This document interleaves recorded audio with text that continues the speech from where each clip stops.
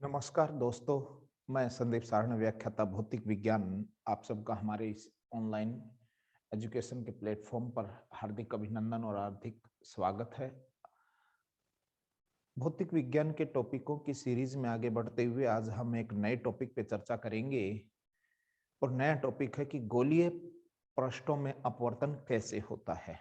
काफी important topic है और अगर ये टॉपिक आपको क्लियर हो जाएगा तो लेंस मेकर फॉर्मूला और लेंस सूत्र भी आपको समझ में आने लग जाएंगे। इसलिए चलिए हम शुरू करते हैं अपने इस टॉपिक को और उम्मीद करूंगा कि आप इस वीडियो को पूरा देखें, स्किप ना करें। बहुत अच्छी चीज इसमें आपको देखने के मिलेगी, आपको रटने की कहीं जरूरत नहीं पड़ेगी। हमने क्या किया कि एक एक्स पी एक्स डैश एक गोलीय पृष्ठ लिया है, ये वाला जो दो माध्यमों को अलग करता है। इधर है हमारा माध्यम प्रथम, माध्यम फर्स्ट है, और इधर हमारा है इस गोलीय पृष्ठ के अंदर माध्यम सेकंड, द्वितीय माध्यम है। दो माध्यम लिए, इसका अपवर्तनांक हम n1 ले लें, इसका अपवर्तनांक n2 ले लें, और हमने कंडीशन लगा दी कि n2 का मान है n1 से बड़ा है। इससे स्पष्ट होता है कि हमारा जो द्वितीय माध्यम है ये सघन माध्यम है और जो प्रथम माध्यम है ये हमारा विरल माध्यम है। दो तीन बातें ध्यान रखना आप, अगर जब भी कोई टॉपिक पढ़ें तो उस टॉपिक से रिलेटेड दो या तीन इंपॉर्टेंट बात होती है जो उसका बेस रहती है।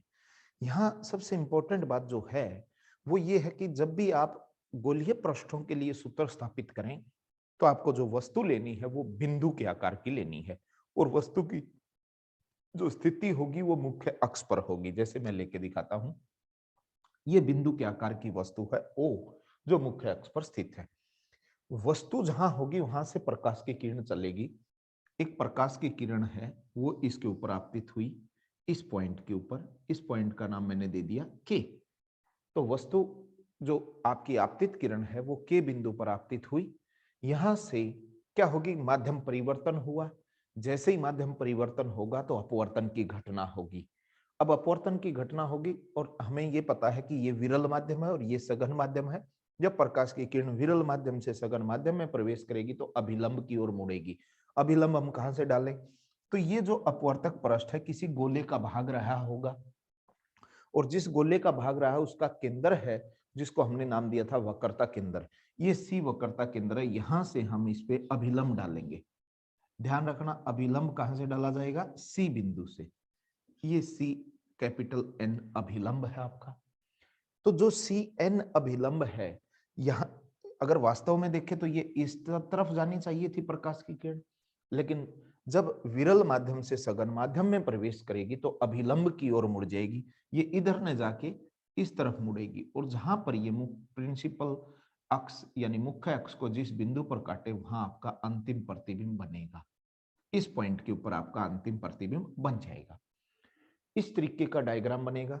हमें इस बात का पता है कि ये आपतित किरण है और ये अभिलंब है। आपतित किरण और अभिलंब के बीच जो कोण बनता है उसको आई कोण यानी आपतन कोण कहते हैं। ये अभिलंब है और ये आपकी आपकी अपवर्तित किरण है, और इनके मध्य जो कोण बनता है इसका नाम है आर, जिसको हम बोलते हैं अपवर्तन कोण। तो डायग्राम बिल्कुल स्पष्ट है। यहां घटना कौन सी घटी है, अपवर्तन की। जब भी अपवर्तन की घटना घटेगी तो स्नेल का नियम लगेगा। तो हम इसके बारे में लिखते हैं कि माना, थोड़ी सी थ्योरी लिख देता हूं। माना एक गोलीय पृष्ठ, गोलीय पृष्ठ एक्स पी एक्स डैश दो माध्यमों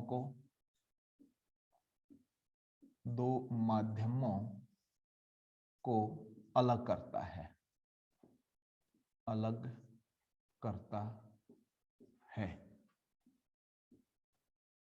n2 बड़ा है n1, n2 बड़ा है n1।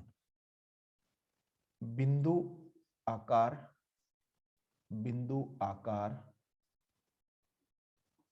की वस्तु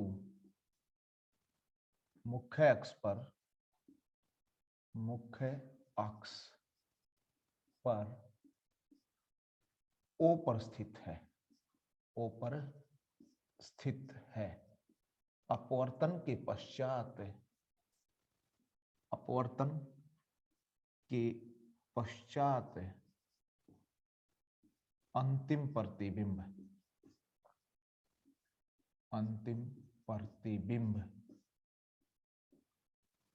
आई प्राप्त होता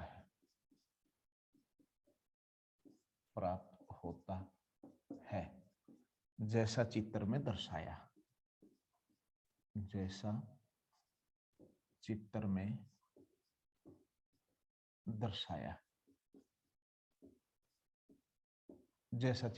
दर्शाया। इतनी सी थ्योरी हम लिख देंगे। अब अपवर्तन हुआ तो अतः अपवर्तन के नियम से,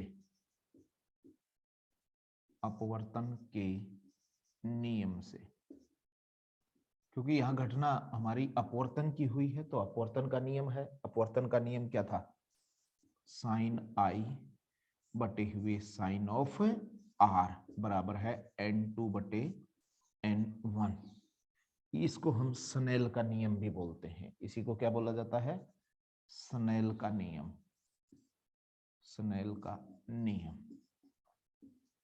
यहां हमें ध्यान क्या देना है? यहां हमने ध्यान इस बात पे देना है कि यहां जो कोण बने हैं वो बहुत छोटे हैं। कोण बहुत छोटे हैं।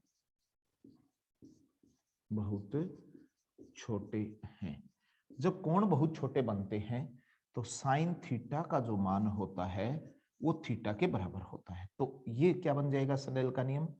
आई बटे आर बराबर है n2 बटे n1, और आर पार गुना कर दें इसकी तो क्या बन जाएगा? n1i बराबर है n2 इंटू आर।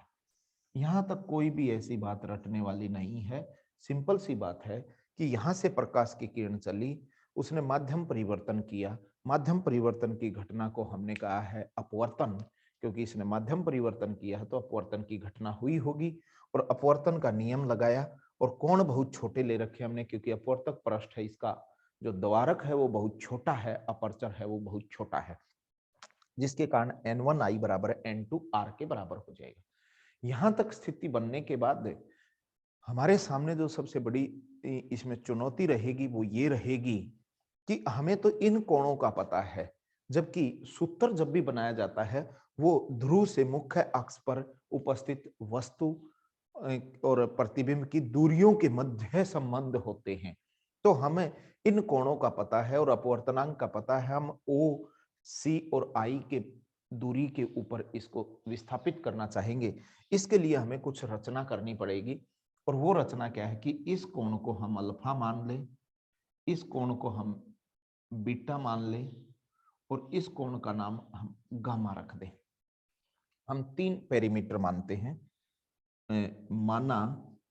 हमने मान लिए, माना alpha comma beta comma gamma कोण क्रमशः, ये हमने मान के चले हैं, क्रमशः आपतित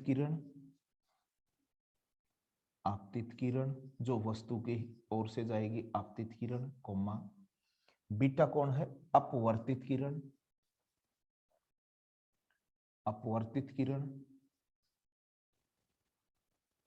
वह अभिलंब किसके साथ बनाते हैं? अभिलंब, कोमा लगा के मुख्य अक्ष के साथ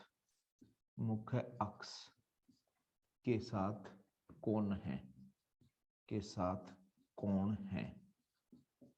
हमने मान लिया कि 3 कोण हम लेके चले हैं, अल्फा बीटा और गामा, और ये तीनों कोण कहाँ हैं? आपतित किरण मुख्य अक्ष के साथ बनाती है, अपवर्तित किरण मुख्य अक्ष के साथ बनाती है, और अभिलंब भी मुख्य अक्ष के साथ बनाता है। ये और ये। इससे हमें क्या बेनिफिट मिलेगा कि हम ऐसा कर क्यों रहे हैं? ऐसा करने का मेन उद्देश्य ये है कि कोणों के मध्य संबंध हम जानते हैं, क्योंकि जो ज्योमेट्री हम जब पढ़ेंगे तो ज्योमेट्री के माध्यम से कोणों के मध्य, किसी भी त्रिभुज के कोणों के मध्य हम संबंध स्थापित कर सकते हैं। और जब कोणों के मध्य संबंध स्थापित कर सकते हैं तो आई और आर को हम अल्फा बीटा और गामा के रूप में परिवर्तित कर देंगे, और अल्फा बीटा और गामा के रूप में जैसे ही परिवर्तित होंगे तो अपने को बेनिफिट हो जाएगा। हम दूरियों के रूप में, यानी मुख्य अक्ष के ऊपर मुख्य अक्ष की स्थितियों में आ जाएंगे, और मुख्य अक्ष की दूरियों के रूप में हम इसके सूत्र को स्थापित कर देंगे। अब देखिए कैसे हम यूज करेंगे ज्योमेट्री का। चित्र से, चित्र से, अब चित्र से देखिए कैसे चित्र से हम लेंगे। एक त्रिभुज बनेगी हमारी, त्रिभुज ओ के सी में। अब डायग्राम दिखाता हूं मैं आपको। ये सी बिंदु है आपका, ये वाला सी बिंदु है। तो त्रिभुज कौन सी होगी? ओ के और सी। ओ के सी त्रिभुज में क्या मिल रहा है आपको कि जो बाह्य कोण है आई, आई का जो मान है वो किसके बराबर हो जाएगा? आई बराबर है alpha plus gamma, alpha plus gamma. और यहाँ क्या बात लिखेंगे हम यहाँ लिखेंगे कि त्रिभुज का बाह्य कोण, बाह्य कोण दो आंतरिक कोणों के योग के बराबर होता है। दो आंतरिक कोणों के योग के बराबर होता है, बराबर होता है। यानी हमें इस बात का पता है कि जो त्रिभुज होती है उसका बाह्य कोण होता है, एक्सटीरियर एंगल है, दो आंतरिक कोणों के योग के बराबर होता है। तो इसलिए ये बात सही हो जाएगी कि आई का मान है वो हम किस में बदल लेंगे? अल्फा प्लस गामा में। अब इसी प्रकार दूसरी त्रिभुज ले लें। इसी प्रकार त्रिभुज कौन सी ले लें? सी के आई, सी के आई में। अब इस त्रिभुज में देखिए आप, त्रिभुज सी के आई में ये है, देखिए सी बिंदु है, ये के बिंदु है, ये आई है। ऐसे त्रिभुज बनी। अंदर के कोण तो हो गए R plus alpha, R plus beta, sorry gamma बराबर है आर प्लस बीटा। और यहां से हम आर का मान निकालें तो गामा माइनस बीटा आ जाएगा। कहानी यही लिखेंगे कि बाह्य कोण है, यहां भी यही बात लिख देंगे कि त्रिभुज का बाह्य कोण दो आंतरिक कोणों के योग के बराबर होता है, योग के बराबर होता है। यहां तक हमने क्या किया है कि जो हमने अल्फा बीटा और गामा के पदों में आई और आर को कन्वर्ट कर दिया। इसका एक बार स्क्रीनशॉट ले लें आप, ताकि जब आप नोट्स बनाएं तो आराम से लिख लेंगे। अब मैं आगे चलता हूं। अब इसके बाद हमें क्या काम करना है? इसके बाद हमारा काम रहेगा कि जो हमने समीकरण 1 बनाया है, ध्यान से देखेंगे समीकरण 1 जो हमारा था, उस समीकरण 1 ये है N I N two are.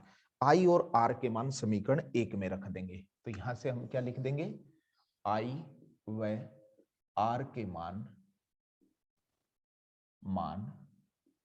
समीकरण 1 में रखने पर समीकरण 1 में रखेंगे। और जैसे ही हम मान रखेंगे तो हम क्या पाएंगे? देखिए कैसे होगा ये मान। n1 इंटू आई का मान ये रहा alpha plus gamma, alpha plus gamma. और n2 का मान हो गया, n2 ब्रैकेट में r का मान है gamma minus beta, gamma minus beta. ये हमारा समीकरण हो गया। इस समीकरण का नाम मैंने 3 रख दिया। हम देखिए स्नेल का नियम का उपयोग करेंगे। जैसे ही स्नेल का नियम का उपयोग हुआ, कोण बहुत छोटे हैं, साइन आई आई के बराबर और साइन आर आर के बराबर। जैसे ही हम समीकरण 1 में पहुंचे तो हमें इस बात का ध्यान रखना है कि ये कोण तो ऊपर बने हुए हैं, मुख्य अक्ष के ऊपर हैं, हमें तो मुख्य अक्ष पर चाहिए। इसलिए हम 3 कोणों की कल्पना करेंगे, अल्फा बीटा और गामा। 3 कोणों की कल्पना करके आई और आर का मान अल्फा बीटा और गामा के पदों में ले आएंगे। जैसे ही हमारे आई और आर के मान अल्फा बीटा के पदों में आएंगे तो हमारा समीकरण नंबर 2 प्राप्त हो जाएगा। सॉरी, समीकरण 3 नहीं, समीकरण नंबर 2 हमें प्राप्त हो जाएगा। अब हम क्या करेंगे? इसके बाद मैं इसको यहां से हटा देता हूं। यहां तक की स्थिति बनने के बाद हमें अब काम किस पे करना है? हमें काम करना है कि हम अब कोण तो आ गए हमारे मुख्य अक्ष पे, और हमारा जो सूत्र होता है, चाहे वो दर्पण सूत्र हो, चाहे गोलीय सूत्र, पृष्ठों का सूत्र हो, चाहे लेंस सूत्र हो, सूत्र का मतलब होता है कि दूरियों के मध्य संबंध। किसकी दूरी? वस्तु की उस पृष्ठ से दूरी, प्रतिबिंब की उस पृष्ठ से दूरी और वक्रता त्रिज्या के बीच में क्या संबंध है। तो इन कोणों को हम किस में बदलना चाहेंगे? अब इसको बदलना चाहेंगे कोण को दूरी में। इसलिए हम क्या करेंगे, एक रचना और करेंगे, के से एक लंब डाल देंगे हम, जिसका नाम है पी डैश। एक रचना और की, यहां से हमने के पी डैश मुख्य अक्ष पर लंब डाला, मुख्य अक्ष पर लंब डाला, लंब डालते हैं। ये रचना की हमने, क्या की? ये रचना कर लेंगे हम। लंब क्यों डाल रहे हैं हम, ये भी कारण हमें समझना होगा कि लंब डालने की जरूरत क्या पड़ी। क्योंकि हम समकोण त्रिभुज को जानते हैं, और समकोण त्रिभुज वो त्रिभुज होती है जिसमें कोण और दूरी के मध्य संबंध ट्रिगोनोमेट्री की सहायता से हम दर्शा सकते हैं। इसलिए जैसे ही लंब डालेंगे तो समकोण त्रिभुज बन जाएंगी, और जब समकोण त्रिभुज बन जाएंगी तो कोणों को हम दूरी के रूप में परिवर्तित कर लेंगे। अब देखिए कैसे। समकोण त्रिभुज, समकोण त्रिभुज ओ के पी डैश, ओ के पी डैश में, अब देखिए ये त्रिभुज ली है हमने समकोण ओ के और पी डैश। ओ के पी डैश में क्या हो जाएगा, टेन अल्फा का मान निकालिए, टेन अल्फा। अब आपके मन में आया होगा क्वेश्चन कि टेन अल्फा ही क्यों लेते हैं। तो आप पूरी ऑप्टिक्स में एक दिमाग में बैठा लें बात है कि तिरछी लाइन का प्रयोग नहीं करना। तिरछी लाइन का मतलब यहां है कि कोई भी जब त्रिभुज लेंगे तो उसके कर्ण का उपयोग हम नहीं करेंगे। इससे क्या होगा, आपको आसानी हो जाएगी। मैंने दर्पण सूत्र में भी ये बात कही थी जब मैंने दर्पण सूत्र बनाया था, लेकिन अब भी आप इसको दोबारा फिर समझ लें कि पूरी ऑप्टिक्स जब आप पढ़ें 11वीं 12वीं की, उसमें तिरछी लाइन का प्रयोग ना करें, इससे बचें। इससे आपको बेनिफिट हो जाएगा, क्योंकि अगर कर्ण का उपयोग नहीं करेंगे तो आपके दिमाग में बैठ जाएगा कि या तो टेन लेना या कोट। कोट की तुलना में हम टेन लेना पसंद करते हैं, क्योंकि टेन में लंब और आधार का प्रयोग होता, कर्ण का नहीं। तो जैसे ही ये कोण है, कोण के सामने वाली जी ये भुजा तो क्या होगी आपकी, लंब हो गया के पी डैश, और आधार हो गया ओ से P dash, O P dash. आप देखेंगे कि जब भी आप टेन थीटा लेते हैं तो टेन थीटा का मतलब है लंब बटे आधार। तो तिरछी रेखा होती है कर्ण, कर्ण का उपयोग ही नहीं होगा। अब क्या है, कोण बहुत छोटे हैं, कोण बहुत छोटा है, हम शुरू से लेके बात चले हैं, ये कोण बहुत छोटा है। एक बेनिफिट ये मिलता है कि जब कोण छोटा होता है तो टेन थीटा का मान भी थीटा होता। तो ये इक्वेशन हमारी अल्फा बराबर है K P dash upon O P dash बन जाएगी। जैसे ही अल्फा का मान निकला, इसी प्रकार समकोण त्रिभुज, समकोण त्रिभुज सी के पी डैश व आई के पी डैश में, इन दो त्रिभुजों का प्रयोग करके हम क्या निकाल सकते हैं, गामा की वैल्यू निकाल सकते हैं। तो गामा की वैल्यू क्या हो जाएगी, ये गामा है, इसके सामने वाला के पी डैश बटे हुए सी पी डैश, कोमा, और बीटा की वैल्यू भी निकाल सकते हैं, के P dash upon I P dash. यही तरीका लगाना है। जैसे ये गामा कोण है तो इसके सामने वाले हो गया के पी डैश और आधार हो गया सी पी डैश। ये बीटा है तो इसका सामने वाली भुजा लंब कोण हो गया के पी डैश और आधार कोण हो गया आई पी डैश। इस तरीके से हम प्रयोग कर लेंगे। अब क्या करें, alpha comma beta comma gamma का मान समीकरण 2 में रखने पर,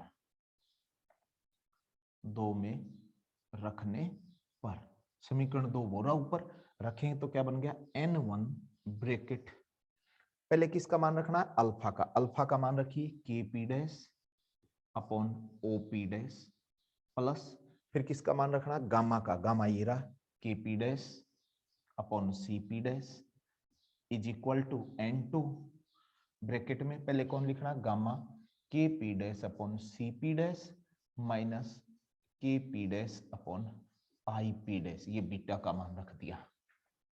आप इस समीकरण को ध्यान से देखें तो यहां भी के पी डैश है, यहां भी के पी डैश, यहां भी, तो के पी डैश कॉमन आके कट जाएगा और ये इक्वेशन क्या बन जाएगी हमारी, n1 ब्रैकेट में, n1 के ब्रैकेट में क्या हो गया, 1/o p dash plus 1/c p dash बराबर है n2 bracket 1/c p dash minus 1/i p dash. ये हमारी इक्वेशन बन जाएगी। अब इसके बाद एक बार इसका स्क्रीनशॉट ले लें। जैसे ही आप स्क्रीनशॉट ले लें, मैं अब आगे चलता हूं, मैं ऊपर से हटा देता हूं। अब देखिए हम कोणों का मान को दूरी में बदल के ले आए। हम इन इक्वेशनों में हमें इस बेनिफिट मिला इन रचना करके कि जो कोण थे इनके मान किस में बदल गए, अब हमारे दूरी के रूप में बदल चुके हैं, क्योंकि ओपी डैश। अब जब द्वारक बहुत छोटा होता है तो पी डैश बिंदु है, पी डैश बिंदु P के बहुत नजदीक है, कि P के बहुत नजदीक है, P के बहुत नजदीक है। क्यों? क्योंकि जब ये द्वारक छोटा होगा तो ये P डैश और P के बीच दूरी है वो न्यूनतम हो जाएगी। ये ऐसा लगेगा कि P डैश P के बिल्कुल पास में है। तो इस समीकरण से P डैश को P से रिप्लेस कर देंगे, n1 ब्रैकेट में 1/OP प्लस 1/CP बराबर है n2 ब्रैकेट में 1/CP माइनस 1/IP। ये आपकी इक्वेशन नंबर 3 हो जाएगी। इस इक्वेशन को हम 3 नंबर कह दें। यानी हमने कौन सा कंसेप्ट लगाया, जब द्वारक बहुत छोटा होता तो कोण छोटे बनेंगे, कोण छोटे बनेंगे तो लंब डालेंगे, वो P डैश है वो P के बहुत नजदीक हो जाएगा। मैं इसको हटा देता हूं। अब यहां आने के बाद आपको काम क्या करना है, सभी दूरियां ध्रुव से मापी जाती हैं। इस बात का हमें पहले से कन्फर्म है कि चिन्ह परिपाटी का जब हमने उपयोग किया था तो हमने कहा था कि सारी दूरी है वो ध्रुव से मापी जाए। तो वस्तु की दूरी होती है माइनस का u और प्रतिबिंब की जो दूरी होती है वो होती है v, क्योंकि इसके राइट साइड में है इसलिए v हो जाएगा। और P से लेके C के बीच की जो दूरी होती है जिसको हमने नाम दिया था वक्रता केंद्र, और इस दूरी का नाम हो जाएगा वक्रता त्रिज्या r से। तो हम चिन्ह परिपाटी का प्रयोग करेंगे, यहां लिखेंगे चिन्ह परिपाटी से, चिन्ह परिपाटी से, चिन्ह परिपाटी से। चिन्ह परिपाटी क्या हो जाएगी, O से P है माइनस का u वस्तु की दूरी है, C से P है वो प्लस का r है वक्रता त्रिज्या है, और I से P है वो प्रतिबिंब की दूरी है प्लस। ये तो कह दो वस्तु की दूरी, वस्तु की पृष्ठ से दूरी, पृष्ठ से दूरी। ये हो गया आपका वक्रता त्रिज्या। मैं लिख देता हूं यहां ताकि आपको समस्या नहीं आए। और ये है प्रतिबिंब की दूरी, किससे, पृष्ठ से, प्रतिबिंब की पृष्ठ से दूरी, पृष्ठ से दूरी। हम इस तरीके से अब क्या करेंगे, समीकरण 3 में मान रखें, समीकरण 3 में मान रखने पर, मान रखने पर देखिए समीकरण 3 ऊपर है तो इसमें मान रखो, तो n1 इंटू ओपी का मान जब हम रखेंगे तो ओपी का मान हो गया 1/ माइनस का u प्लस सीपी का मान है प्लस का r बराबर है n2 ब्रैकेट आ जाएगा, तो सीपी की वैल्यू होगी r माइनस 1/v। अब हम इसको n1 से इसको गुणा करते हैं, इसको n2 से गुणा कर दें तो क्या बन जाएगा, n1/u माइनस का प्लस n1/r बराबर है n2/r माइनस n2/v। हम इस तरीके से इसको रीअरेंज कर लेंगे। अब हम क्या करें, ये n2/v है, इसको तो राइट लेफ्ट साइड में ले आए, तो ये माइनस का है इधर आएगा, तो ये क्या बन गया n2/v माइनस ये जो हमारा पार्ट है, सॉरी यहाँ n1 है, n2/v यहां रख लिया हमने, u वाले पार्ट को इधर की इधर रखना है, n1/u बराबर है, राइट साइड में क्या है हमारा n2/vr, और इसको देखोगे ये प्लस का है, इसको उधर लेके जाओगे तो ये माइनस का हो जाएगा n1/r। रीअरेंज किया। रीअरेंज कैसे किया मैं आपको दोबारा बता देता हूं। जो ये वाला पार्ट है, इस पार्ट को मैं इस डायरेक्शन में लेके आया हूं, और ये जो वाला पार्ट है इसको मैं इस डायरेक्शन में लेके आया हूं, यानी आर वाले मैंने एक साइड किए हैं और ये एक साइड। अब जब इसको हम लिखें तो क्या बन गया, N2 बटे V माइनस N1 बटे U बराबर है, इसका एलसीएम आ जाएगा तो N2 माइनस N1 बटे हुए R। ये हमारा गोलीय दर्पण के लिए, गोलीय पृष्ठ के लिए सूत्र है। यह है गोलीय पृष्ठ या पृष्ठों के लिए सूत्र। और एक बात का ध्यान रखेंगे कि कैसे भी गोलीय पृष्ठ हो, चाहे उत्तल प्रकृति के हो चाहे अवतल गोलीय पृष्ठ हो, सभी पृष्ठों के लिए ये फॉर्मूला लागू होगा। तो आप इसका स्क्रीनशॉट ले लें। ये आप इस का जब स्क्रीनशॉट ले लें, हाँ, तो अब ध्यान दें कि इस फॉर्मूले की सहायता से हम लेंस सूत्र बनाने का प्रयास करेंगे। जो हमारा नेक्स्ट टॉपिक रहेगा, उस नेक्स्ट टॉपिक में हम इसी का प्रयोग करेंगे और लेंस मेकर या लेंस निर्माता सूत्र बनाने का प्रयास करेंगे। उम्मीद है कि आपको ये अच्छे से समझ में आया होगा। फिर भी अगर हल्का फुल्का कोई डाउट रहा हो तो वीडियो को दोबारा देख लें, आपके दिमाग में बिल्कुल अच्छे से बैठ जाएगा और आपको अच्छे से समझ में आएगा, आपका क्वेश्चन गलत नहीं होगा। इसकी मेन चीज आपको क्या ध्यान रखनी है कि जब भी आप इस फॉर्मूले को बनाएं तो सबसे पहला इंपॉर्टेंट काम है आपका डायग्राम आपका क्लियर होना चाहिए कि डायग्राम बना कैसे है। जब तक आपको डायग्राम समझ में नहीं आएगा तो आप इस फॉर्मूले को ड्राइव नहीं कर सकते। तो सबसे पहले हम एक गोलीय पृष्ठ लेंगे जो दो माध्यमों को अलग अलग करेगा। एक माध्यम है जिसका अपवर्तनांक N2 और इधर वाले माध्यम का अपवर्तनांक था N1, और मैंने कंडीशन डाली थी कि N2 बड़ा है N1, तो इससे ये पता लगता है कि ये विरल माध्यम रहा होगा और ये आपका सघन माध्यम रहा होगा। तो यहां मैंने जो केस लिया है वो प्रकाश की किरण सघन विरल माध्यम से सघन माध्यम में गई है तो वो अभिलंब की ओर मुड़ी होगी। तो वो वस्तु थी, इसका प्रतिबिंब आई पर प्राप्त हुआ। हमने पहले स्नेल का नियम लगाया, कोण बहुत छोटे थे क्योंकि द्वारक बहुत छोटा था, तो जब कोण बहुत छोटे थे तो हमने साइन आई को आई रखा और साइन आर को आर रखा। जैसे ही आई और आर बने हमने तीन कोणों की कल्पना की, यहाँ पे एक अल्फा एक बीटा और एक गामा। ये ऐसा किया कि हम ज्योमेट्री का प्रयोग करके हम सिरस पे बने कोणों को मुख्य अक्ष पर विस्थापित कर दें, और मुख्य अक्ष पे आते ही हमने दूरियों के में कन्वर्ट करने के लिए ट्रिगोनोमेट्री का प्रयोग किया, और हमने फाइनली ये फॉर्मूला ड्राइव कर लिया N2 बटे V माइनस N1 बटे U is equal to N2 minus N1 upon R। और ये गोलीय पृष्ठ के लिए सूत्र हुआ। दो तीन की वर्ड बता देता हूं इसके। सबसे पहली चीज है कि द्वारक बहुत छोटा है जिसके कारण कोण बहुत छोटे बने। दूसरी बात, हमने इसमें एक ज्योमेट्री प्रयोग की कि किसी भी त्रिभुज का बाह्य कोण उसके दो आंतरिक कोणों के योग के बराबर होता है। और तीसरी जो इसमें हमने उपयोग की बात, बार बार मैं फोकस करता हूं इस बात पे कि 12वीं की ऑप्टिक्स पढ़ते हुए आपको तिरछी लाइन का प्रयोग करने से बचना है। तिरछी लाइन का प्रयोग का मतलब है कि आप कर्ण का प्रयोग नहीं करें। कोई भी त्रिभुज लें तो उसकी जो टेढ़ी लाइन होती है आप केवल उसके आधार और उसके लंब का ही प्रयोग करें। उससे आपको बेनिफिट रहेगा कि ट्रिगोनोमेट्री में कौन सा फंक्शन आपको लेना है। ओके स्टूडेंट्स, अब मैं इस टॉपिक को कंप्लीट करके इसकी मेन बात आपको समझा दी मैंने। तो मैं आपसे उम्मीद करता हूं कि आपको ये अच्छे से समझ में आया होगा, और नहीं आया तो एक बार और जरूर इसको आप पढ़ के देखें, एक बार और देख लें वीडियो को, और भी क्लियर हो जाएगा।